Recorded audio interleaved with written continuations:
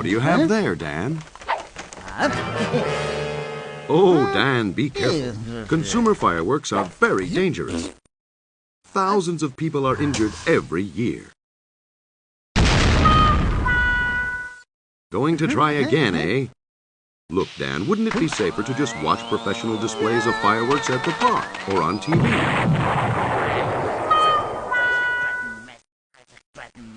Come on, Dan. Did you know that on a typical Independence Day, more fires are reported than any other day of the year, and that half of those fires are caused by fireworks?